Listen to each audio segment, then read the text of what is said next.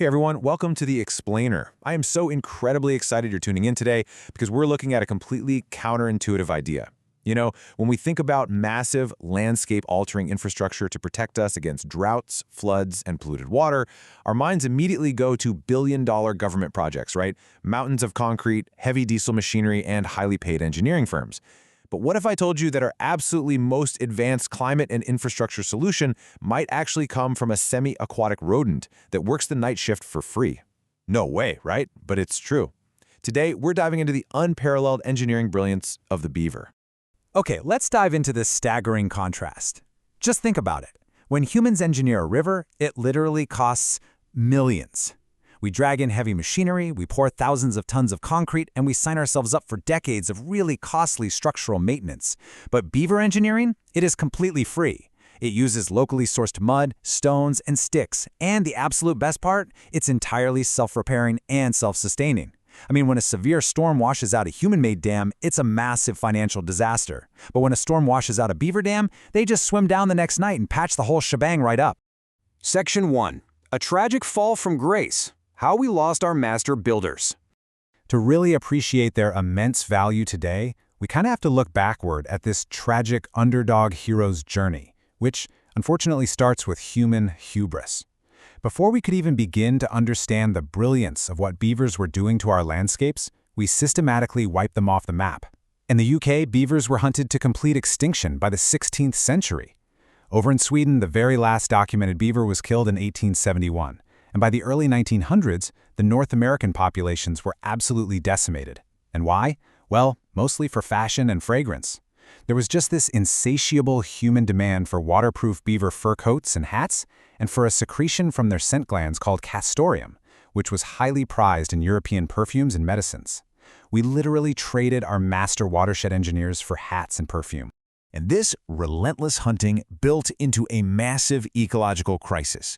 100,000. That is the astonishingly low number of beavers left in North America by the early 1900s. To put that in perspective, they plummeted from an estimated historical population of over 100 million down to just 100,000. And with the beavers gone, our waterways fundamentally changed. Without their dams acting as natural speed bumps, rivers that used to meander slowly through wide, spongy wetlands were suddenly running fast, straight, angry, and eventually completely dry. The water just rushed straight to the ocean, taking all that rich topsoil right along with it. Section 2. Masters of Climate Resilience. Rebuilding the Sponges. But here's the amazing plot twist. Slowly, through dedicated conservation and reintroduction efforts, the beaver is making a triumphant return. And scientists are finally seeing that when left to their own devices, these elite engineers actually act as massive, landscape-level sponges. So the crucial point is how this brilliant mechanical process unfolds step by step. First, they build dams that act as speed bumps, taking all the kinetic energy right out of that rushing water. Second, they literally act as earth movers, digging long canals extending outward from the pond just to transport their wood. Third, all that slow-spreading water percolates downward, massively raising the local groundwater table. And finally, this creates lush wetlands. Out in the high, dry deserts of Nevada's Dixie Creek and eastern Oregon, this exact step-by-step process has turned severely degraded, eroded desert gullies into thriving, green, spongy ecosystems. They even act as vital fire breaks when wildfires sweep through. And the data behind this is absolutely staggering. Just think about this number, 60%. In a landmark trial in Scotland's Knapdale Forest, researchers released just 11 beavers into a dying river system. When hydrologists from Exeter University reviewed the data after some heavy winter storms, they were completely shocked. Their computer models couldn't even predict it. Those few beavers, working with literally nothing but mud and sticks, magically reduced peak flood flows by up to 60%. They outperformed decades of costly concrete flood defenses simply by giving the water a place to slow down and spread out. And it goes both ways, right? It prevents floods, but it also stores water for when it doesn't rain at all. Listen to this powerful reality from the field. Even when droughts are ongoing for 2, 3, even 4 years, there's enough water to keep the plants green. A Scottish farmer named Tom reported that a beaver pond on his land basically acts like a giant sponge, saving his farm from washing away in the winter. Meanwhile, desperate ranchers out in Idaho are actually bringing beavers onto their property on purpose because it's the only realistic way they have to keep water on their land during severe, multi-year droughts. Section 3. The ultimate water filter. Cleaning our rivers for free. So beavers don't stop at flood control. they are quietly outperforming million-dollar municipal water treatment facilities, and they're doing it entirely off the taxpayer payroll. They essentially act as giant kidneys for our waterways. When agricultural runoff hits a beaver pond, the water slows down. The nitrates from fertilizer are actually converted into harmless nitrogen gas by bacteria living right there in the pond sediment. Phosphates get trapped safely in the settled mud. And get this, in an amazing study in Oregon, researchers found that beaver dams built inside a multi-million-dollar human stormwater facility filtered out heavy metals roughly twice as effectively as the human-built infrastructure. Now imagine that kind of filtration power scaled up, 130,000.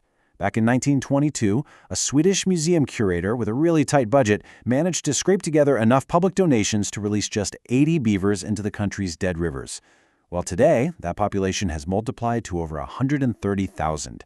They have essentially created a massive, self-maintaining, nationwide water filtration network all across Sweden, pulling agricultural pollutants out of the drinking water supply round the clock. Section 4. The Salmon Paradox, a counterintuitive truth. Now, what's really interesting about this slide is how it addresses a major, very common human concern, the fear that beaver dams are just blockades that kill off fish populations.